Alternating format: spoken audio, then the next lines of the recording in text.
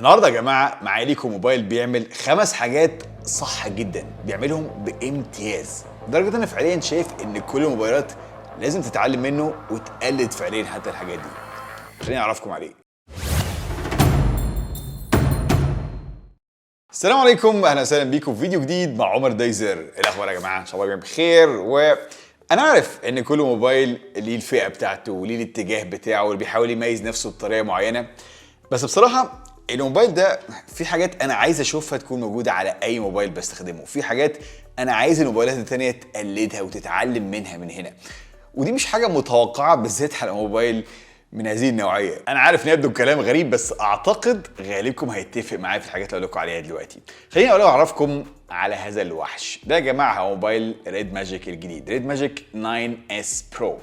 وقبل ما تسكيب الفيديو، قبل ما تقفل تقول انا ماليش في موبايلات الجيمنج، استنى بس عشان احنا مش بنتكلم على الموبايل ده شخصيا قوي. يعني زي ما قلت لكم في الاول، هم 5 حاجات، ورقم 1 هي التصميم. التصميم طبعا حاجه سبجكتيف، ذوقيه، اكيد مش كلنا هنتفق عليها، بس اعتقد كلنا هنتفق ان احنا عايزين شاشه واخده الوش بالكامل كده من غير اي اعتراضات، الشكل بتاع الاحلام بتاع زمان هنا، والموبايل ده بيحققه بشكل خطير. طبعا هو ستيل موبايل جيمنج، ففي حركات موبايلات الجيمنج مع ظهر الشفاف والحاجات الشرط والكلام اللي تحت، وفي شويه اضاءات تقدر تشغلها هنا ومعرفش ايه، بس دي مش الحاجه اللي انا عايزهم يقلدوها تحديدا.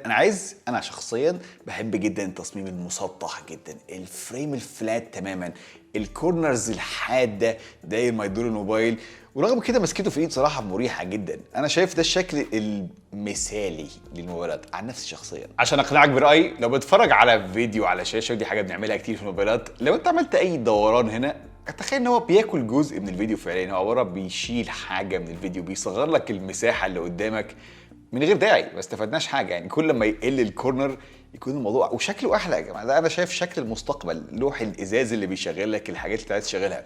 الحاجه اللي انا مستغربها زي ما شايفين هنا، مفيش كاميرا اماميه باينه، مفيش فتحه ليها، ودي حاجه شغالين فيها من الاجيال اللي فاتت.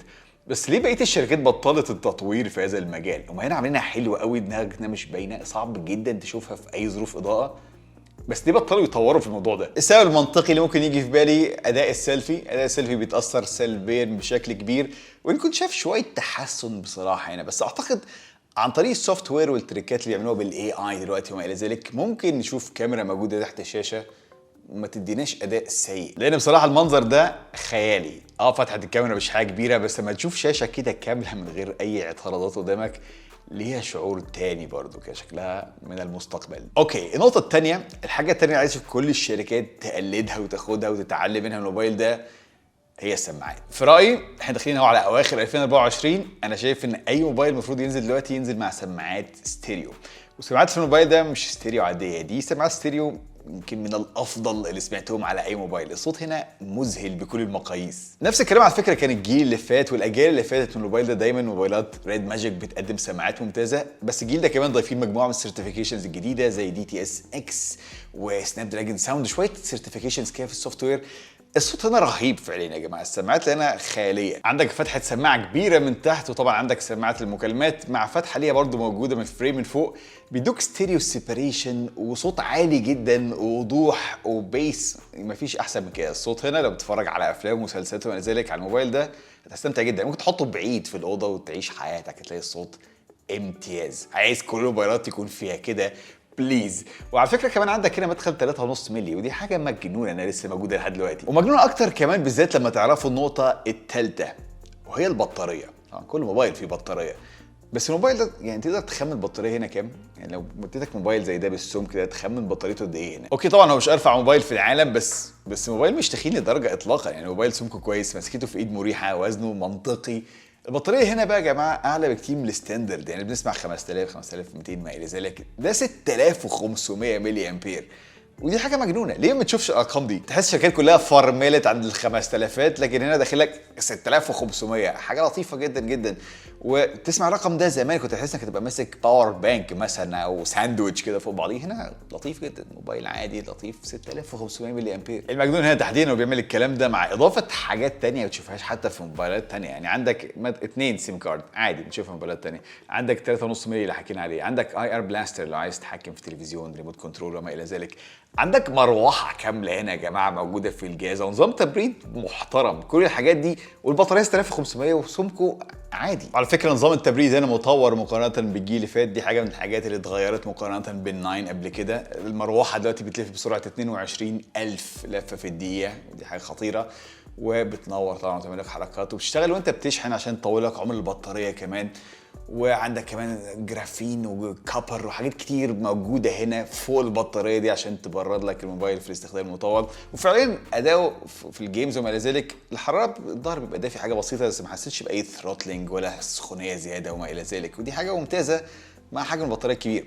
وعصيره البطاريه كمان في حاجه لطيفه جدا هنا، اتمنى اشوفها في كل الموبايلات الثانيه. طبعا مش هشكر في الموبايل لو كان بيجي لك مع شاحن سريع. الموبايل ده بيدعم 80 واط وبيشحن البطاريه 6500 من 0 ل 100 في 35 دقيقه، ودي حاجه كويسه جدا. وعمر البطاريه هنا طويل، او لو قاعد في سيشن جيمنج مطوله عادي هتقعد بالساعات هنا من غير اي مشكله. بس في حاجه تانية كمان عجباني جدا، اذا بتلعب جيمز في البيت او قاعد جنب الشاحن تقدر تشغل حاجه اسمها تشارج باي باس، ودي لما تشغلها فعليا تقدر دلوقتي تلعب جيمز وانت مش بتشحن بطاريه الموبايل، انت بتباور الموبايل نفسه مباشره عن طريق الكهرباء. فالكهرباء دي رايحه لتشغيل الموبايل مش لشحن البطاريه، وده بيقلل جدا في حراره الموبايل وانت بتستخدمه فتره طويله، عشان فعليا بيسخن وانت بتشحنه هو البطاريه. ودلوقتي انت مشغله مباشره كانه اباجوره من غير بطاريه، ودي حاجه ممتازه وبتحافظ كمان على عمر البطاريه. لو بتستخدم الموبايل في الجيمنج وتشحن وتفصل لفتره طويله، ده هيوفر عليك هذا الموضوع جدا، ودي حركه اتمنى اشوفها برده في موبايلات ثانيه. طبعا ده موبايل جيمنج، فعندك هنا شولدر تريجرز، دي حاجه يعني مخصوصه لموبايلات الجيمنج، وان كان في الغالب هنبدا نشوف موبايلات تانية بزراير اضافيه في الجنب. الزراير اللي هنا كاباسيتيف اللي هي مش بتضغط فعليا مجرد باللمس، لكن في حاجات تانية. الموبايل ده بيجي لك مع كل واسرع انواع الكونكتيفيتي، عندك اعلى بلوتوث، وعندك هنا دعم الواي فاي 7. احنا شايفين الراوترز عماله تزق التكنولوجيا، وعايزين موبايلات كمان تدعم هذه التكنولوجيا، عايزين نشوف واي فاي 7 يتعمم، عايزين اعلى سرعه البلوتوث عشان ناخد احسن كونكشن، نقدر نشبك مع اجهزه اكتر وما الى ذلك. انا عارف دي حاجه مش كل الناس هتستفيد بيها الا لو عندك راوتر سريع، بس حلوه كمان لو تشتري موبايل وتقعد بيه كذا سنه المستقبل، يبقى عندك على الاقل اعلى حاجه موجوده دلوقتي، بحيث لو اتطورت بعد كده يبقى عندك دعم لهذا الموضوع. عندك كمان هنا موتور فايبريشن عالمي بصراحه، بيستخدموا فعليا 2 موتور فايبريشن وبيدوك احساس رهيب. حتى مجرد انك تعلي وتوطي الصوت هنا بيديك كليكات كده خطيره جدا، وطبعا في الجيمز اللي تقدر تشغله فيها كرامبل وما اعرفش ايه، احساسه ممتاز. موتور فايبريشن محترم هنا في 2024. ما اظنش موتور فايبريشن بقت حاجه غاليه، واتمنى نشوف المواتير المحترمه تكون منتشره اكتر على كل الفئات بصراحه، مش لازم يكون فلاج شيب. حاجه تانية كمان كول موجوده هنا بنشوفهاش في موبايلات تانية، اتمنى نشوفها في موبايلات تانية، تقدر توصل الموبايل ده بالكيبل لاي سكرين خارجيه، وهيطلع لك حاجه زي ديسكتوب مود، فعليا تقدر تلعب جيمنج لو وصلت مثلا ماوس بلوتوث او كنترولر، تقدر تلعب جيمنج ومش بيجي لك، هو مش سكرين ميرورنج، مش بيطلع لك نفس الشاشه، بيطلع لك فعليا مود، حاجه شبه ديكس كده من سامسونج ولكن خاصه بالجيمنج، فتحوله كانه كونسول نوعا ما. دي حاجه برده كول جدا. وزي اتفقنا الحاجه رقم 5 في الليسته بتاعت النهارده، وهي بعد كل اللي سمعتوه ده هتحس انها حاجه متناقضه، بس فعليا هي حاجه مجنونه هنا، وهي السعر. سعر الموبايل ده رهيب على كميه الحاجات اللي بتاخدها هنا. الموبايل ده فعليا تقدر تعتبره اقوى موبايل في العالم دلوقتي. مع كل الحاجات اللي اتكلمنا عليها، الموبايل ده بيجي لك مع اعلى نسخه من سناب دراجون موجوده دلوقتي اسمها ليدنج اديشن، دي فعليا اعلى في الكلوك سبيد في السي بي يو وفي الجي بي يو، يعني بيخليه اقوى نسخه موجوده دلوقتي فعليا، مع المروحه والتبريد، مع 16 جيجا رام من اسرع نوع، مع ذاكره داخليه 512 جيجا من اسرع نوع. مش هتلاقي حاجه اقوى من كده موجوده في السوق دلوقتي، مع الشاشه الاموليد ال 120 هرتز، مع السماعات الاستيريو، مع البطاريه الكبيره. تدي موبايل بالمواصفات دي كام؟ الموبايل ده يا جماعه سعره $650. $650 على فلاج شيب متوحش زي ده، بيقدم مجموعه من الحاجات اللي انا عايزها تنتشر في موبايلات تانية. دي تعتبر قيمه خطيره بصراحه، تقريبا مفيش اي فلاج شيب ليفل بالطريقه دي هيقدم لك سعر زي ده موجود في السوق حاليا. بس طبعا مع الخمس حاجات الخطيره اللي حكيناها، ده مش موبايل مثالي، انا عايز اخد الخمس حاجات دي تتكرر في موبايلات تانية، بس الموبايل ده ستيل فيه عيوب وفيه حاجات، مثلا مفيش مقاومه غبار وميه عشان ده موبايل فيه فتحات للمروحه فعليا، مفيش شحن لاسلكي، كاميرات مش احسن حاجه اطلاقا، مش الاولويه هنا. في فعليا كاميرتين 50 و50 في الظهر هنا، كاميرا اساسيه وكاميرا الالترا وايد، ادائهم بيأدي الغرض على اقصى تقديري، اوكي يعني الكاميرا الاساسيه اوكي. كاميرا السيلفي لو انت واحد غاوي سيلفيز مش هتكون مبسوط بيها، اتحسنت حاجه بسيطه عن قبل كده، لكن ما زالت اقل بكتير من اي موبايل تاني في السوق. ده كان الريد ماجيك 9 اس برو، اقوى موبايل في العالم، اقوى موبايل جيمنج في العالم حاليا، وهيشغل لك كل الجيمز اللي انت عايزها. بس الحاجه المهمه اللي ركزنا عليها النهارده هي الخمس حاجات اللي انا عايزهم ينتشروا في كل الموبايلات التانيه، وحابب جدا دلوقتي اسمع رايكم انتوا في هذا الموضوع. هل تتفقوا معايا في الخمس حاجات دي؟ معترضين على واحده فيهم؟ شايفين حاجات تانيه بدلهم يكونوا احسن؟ حابب اسمع رايكم في التعليقات. وبس دي كانت كل حاجه معايا النهارده. لو عجبكم الفيديو اكيد ما تنسوش لايك عنيف، اشتركوا في القناه، شغلوا الجرس التنبيهات عشان في حاجات كتير قويه جدا جايه قريب ان شاء الله. يا ريت كمان تابعوني على انستجرام، فيسبوك، تويتر، او تحت الفيديو. اشوفكم ان شاء الله في الفيديو اللي جاي. سلام.